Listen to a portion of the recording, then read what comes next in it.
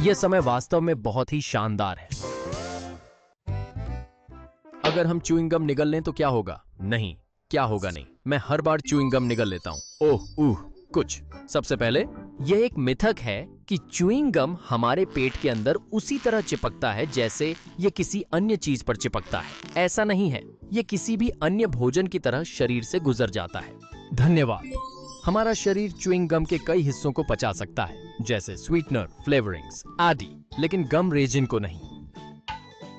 लेकिन इसका मतलब यह नहीं है कि यह हमारे पेट में वर्षों तक रहता है। वास्तव में किसी भी अन्य अपशिष्ट सामग्री की तरह यह हमारे आंत्रों के माध्यम से धकेला जाता है और अंत में शरीर से निकल जाता है। तो क्या च्युइंग गम निगलने का कोई उपयोग है?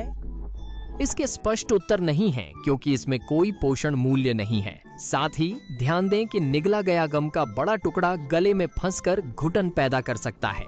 एक लंबी श्वास नली। अगर डायनासोर कभी नहीं विलुप्त हुए तो क्या होता? मेरे पास नए दोस्त होते। डायनासोर आज बहुत छोटे होते। आपको पता है क्यों? क्योंकि उस समय एंजियोस्पर्म्स ने धीरे धीरे जिम्नोस्पर्म्स पर कब्जा कर लिया था। अब जिम्नोस्पर्म्स की तुलना में मैगियोस्पर्म्स को पचाना आसान है और इसके लिए पेट का आकार बहुत छोटा होता है। इस प्रकार शाकाहारी डायनासोर का आकार कम हो जाता और इससे धीरे धीरे मांसाहारी डायनासोर के आकार में भी कमी आ जाती।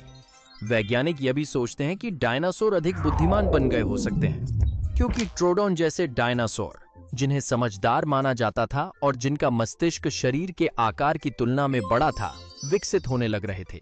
लेकिन हमारे बारे में क्या, अर्थात मनुष्यों के बारे में? मानव विकसित हो पाए क्योंकि क्षुद्रग्रह के प्रभाव ने डायनासोरों को मार डाला, जिसने जलवायु परिस्थितियों में गंभीर परिवर्तन की शुरुआत की, जिसके फलस्वरूप स्तनधारी और मानव विकसित हुए। इस प्रकार अगर क्षुद्रग्रह कभी नहीं टकराया होता तो हम शायद अस्तित्व में नहीं होते। अगर एक विशाल सौर लहर पृथ्वी को मार डाले तो मैं अपना ओम सम शील्ड का उपयोग कर पृथ्वी की रक्षा करूंगा। ओह, मैं कुछ हूं। सौर लहरें सूर्य की सतह से निकलने वाले विद्युत चुंबकीय विकिरण का अचानक और विशाल विस्फोट होती हैं। 1897 में हुई एक विशाल सौर लहर का न्यूनतम प्रभाव था, लेकिन आज यह भारी व्यवधान पैदा कर सकती थी। हाँ, मुख्यतः हमारे प्रौद्योगिकी पर अत्यधिक निर्भरता के कारण पृथ्वी की सतह सुरक्षित होती, पर हमारा वातावरण विकिरण के पूरे प्रभाव को झेलता, यानी रेडियो तरंगें, एक्स रे, गामा किरणें आदि।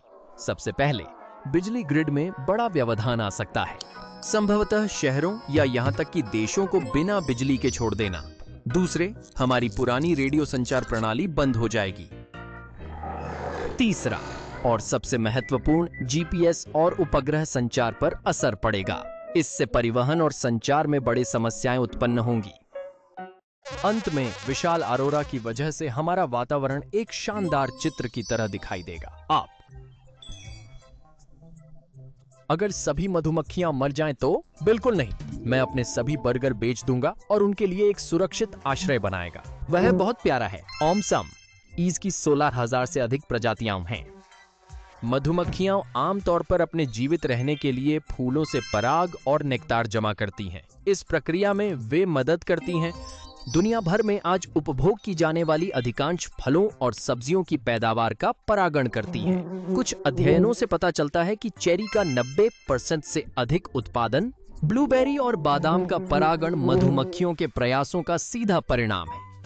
इसके अलावा कुछ मधुमक्खियां विशिष्ट फूलों के आकार और संरचना के अनुसार विकसित हुई हैं। इसलिए अगर मधुमक्खियां नहीं हों, ये पौधे निश्चित रूप से विलुप्त हो जाएंगे। इसका खाद्य श्रृंखला पर भी विनाशकारी प्रभाव पड़ेगा, क्योंकि उन पौधों को खाने वाले जानवर धीरे धीरे लेकिन निश्चित रूप